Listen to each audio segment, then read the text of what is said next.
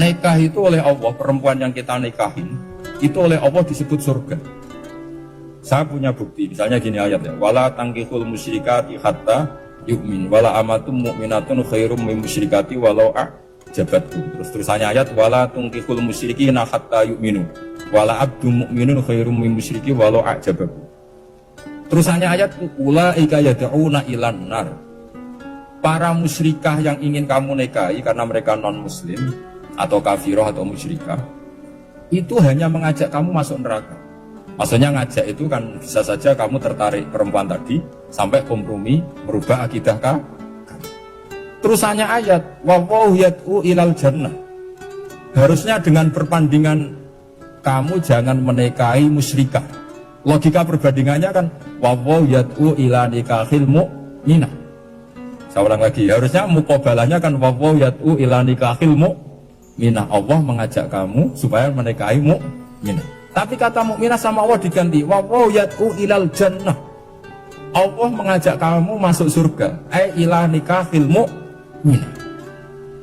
Artinya gini, setiap kamu hubungan intim sama istri kamu itu adalah menjadi kamu tidak zina. Jadi kalau kamu tidak zina, barokahnya istri kamu ini penopang kamu masuk surga. Makanya Rasulullah pernah ditanya, ibadah itu apa saja? Tapi secara ringan diantara jawabannya, wa fi buti ahadikum shadaqah. Sudah kamu ngumpul istri kamu itu ya ibadah. Terus kata sahabat-sahabat, ya Rasulullah ayati ahaduna syahwatahu wa walahu ajrun. Yang benar saja Rasulullah, masa urusan gitu dapat pahala. Nabi jawabannya yang andang, alaih salawatu ahafi haromin aka'ana ali wisrun. Kalau dia salah yang dikeloni kan ya dosa. Berarti kalau ngeloni yang benar juga pahala. Berarti istri kamu itu jannah surga. Cuma jannah yang agak aneh karena rewel itu agak aneh. Jadi itu jannah yang agak aneh.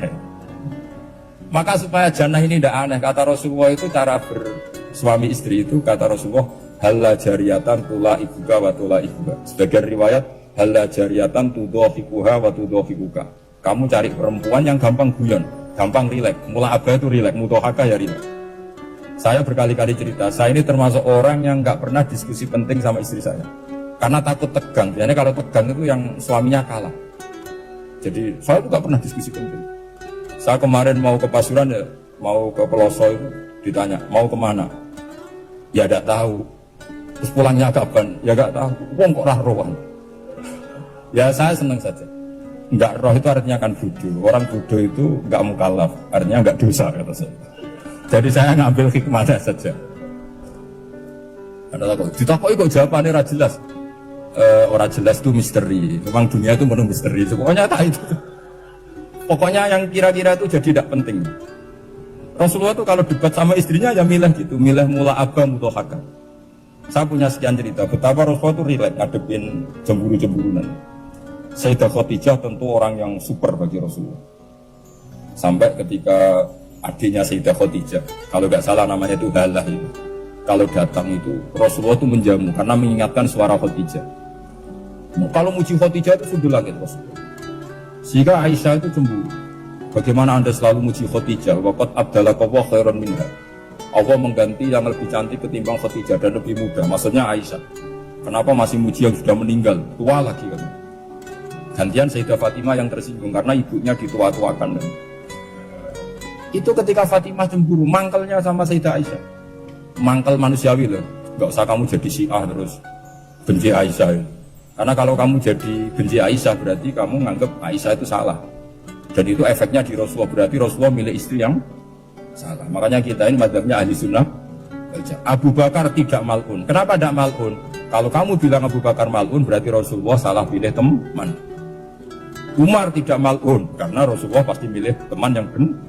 Begitu juga milih istri yang benar. Dalilnya tidak usah jauh-jauh.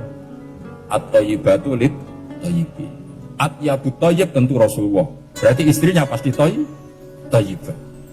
Jadi madhab ahli-sunnah dalam madhab sing jelas-jelas menggairi farti wadamil labanan khalisan sa'iwal lisya. Jadi kalau kamu cari logika gampang saja. Nabi itu thayyib, bahkan at-yabut thayyib. Padahal kata Allah at-thayyibatu lit-thayyibi. Ya jelas ya. Jadi ini tidak usah dimasukkan hati tentang konfliknya Aisyah dan Fatimah, itu biasa saja. Yang satu bela ibunya, yang satu bela dirinya. Sebenarnya Aisyah itu nggak niat ngiritik Khadijah, ingin diperhatikan Rasulullah saja. Terus ketika Sayyidah Fatimah matur ya Rasulullah, saya supaya ngalahkan Aisyah itu gimana? Karena ibu saya sudah meninggal, ya memang tadi dia muda dia. Dan tahu betul orang kalau Nabi itu sangat mencintai Aisyah. Kata Rasulullah, bilang gini saja, tetap hebat ibu saya. Karena ibu saya dapat Rasulullah rondo untuk Joko. Kowe ayo kaya apa itu untuk duduk. Jadi rileks saja Rasulullah. Akhirnya ya semenjak itu enggak ngeritik lagi. Bahaya ini kalau ngeritik. Khadijah itu kan sudah umur 40 tahun. Janda dapat Joko. Aisyah perawan untuk duduk. Keren mana? Keren Khadijah. Jadi tidak semua masalah itu Nabi itu menyelesaikan cara ekstrim. Nabi itu biasa mula apa? Santai ringan. Nah, kalau para mbak-mbak ini ingin jadi surga yang enggak aneh, syaratnya jangan rewel, karena di surga itu enggak boleh ada orang rewel. Tapi kalau enggak rewel sementara suami kamu enggak bener, ini namanya goblok. Maka kata Mbak Mun kalau mijazahi santri-santrinya, bujum kudu rewel, enggak ngono fakir loh kata Mbak Mun. Tapi santri yang di belakang geremeng, iya bah nak fakir, nak jantungan mati. Makanya sering itu. Jadi di antara ulumil Quran itu ada istilah maudhi'ul mudmar mengganti maudhi'ud dhamir atau maudhi'ul lafzi menggantikan lafdan akhar. Itu memang agak jadi ilmu tafsir. Tapi bagi pelakunya itu menjadi gampang. Ya tadi, ketika Allah melarang nikah hal musyrikah, saya ulang lagi. Ketika Allah melarang nikah hal musyrikah, normalnya perbandingannya kan wallahu yad'u ila nikahil mu'minah.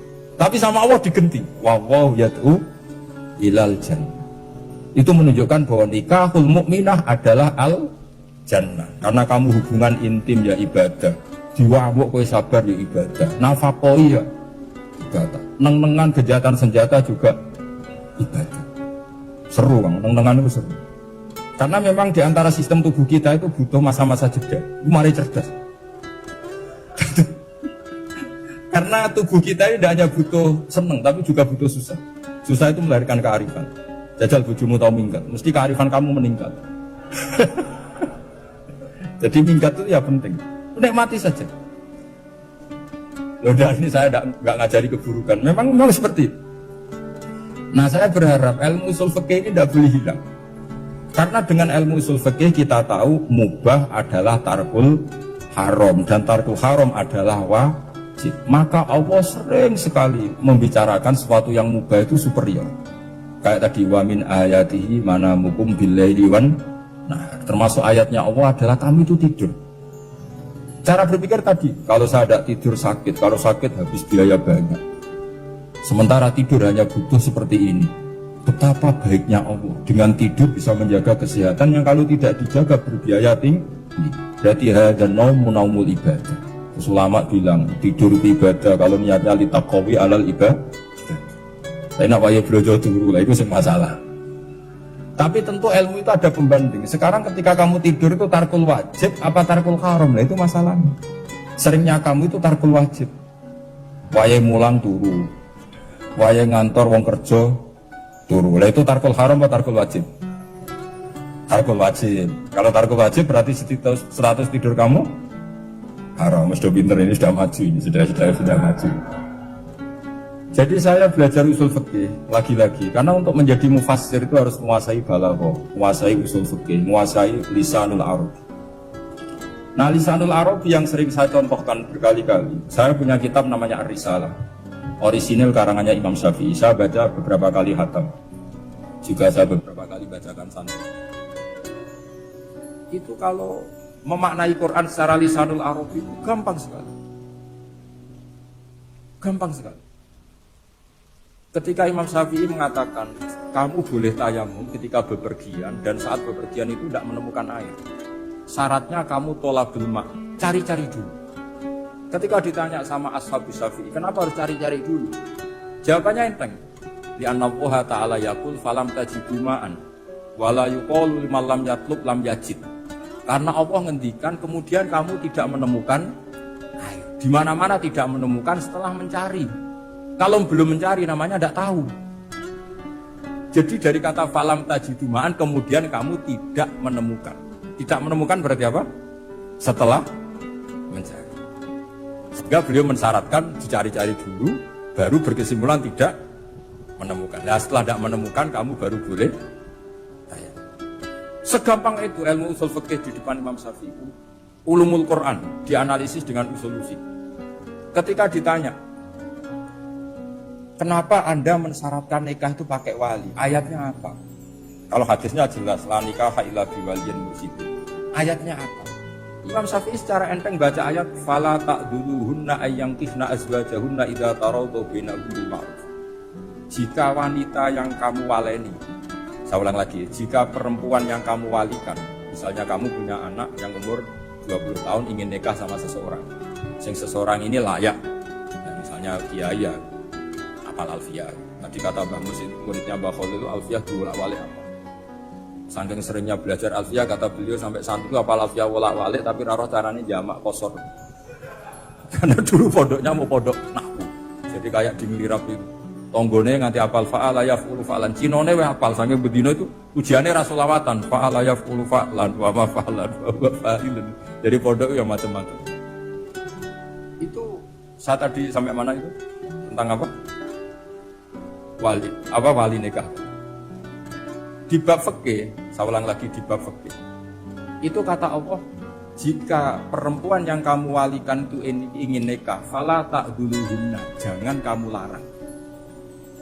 Kata Imam Syafi'i, kalau seorang wali tidak punya hak mewalikan, maka larangan jangan menghalangi itu tidak ada gunanya. Misalnya gini, Zaid itu tidak punya utang saya ulang lagi, Zaid tidak punya utang saya. Memang ini ilmu logika, Zaid tidak punya utang saya. Terus sampean bilang ke saya gini, Gus Bah, Zaid ojo tagih. Itu omongannya wong aneh apa enggak? Aneh kan? Tapi kalau Zaid punya utang saya 1 juta, terus kamu menasihati saya, Gus, Zaid ojo tagih. Benar apa enggak? Wali itu punya hak melarang. Saya ulang lagi, wali berarti punya hak melarang putrinya tidak nikah. Jika diperintahkan Allah, kamu jangan pernah melarang. Berarti punya hak melarang. Kayak tadi, Gus ojo tagih, berarti aku punya hak nagih. Misalnya otoritas bandara ATR, pesawat Boeing sekian-sekian Lion, bolehkan landing di sini. Karena operatornya punya hak melarang. Juga punya hak mengizinkan. Tapi kalau orang lain kamu bilangin, pesawat Lion nggak boleh landing di Semarang. Orang lain yang nggak terkait dengan otoritas itu, aneh nggak omongan itu? Aneh.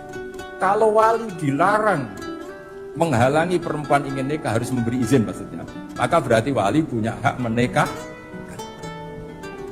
Paham yang saya maksud? Makanya Imam Syafi'i mensyaratkan seorang perempuan yang nikah harus pakai wali. Jadi segampang itu. Kitab Ar-Risalah menerangkan ulumul Quran. Dan dalam banyak hal ulama dulu itu, makanya saya tadi berjanji, karena Quran itu bisa kamu baca fase, kamu dengerin suara enak ya enak, kamu dengerin logika yang enak ya enak. Jangan sampai kamu tidak dua-duanya. Suaranya sudah ada enak, logikanya tidak enak, itu kacau namanya.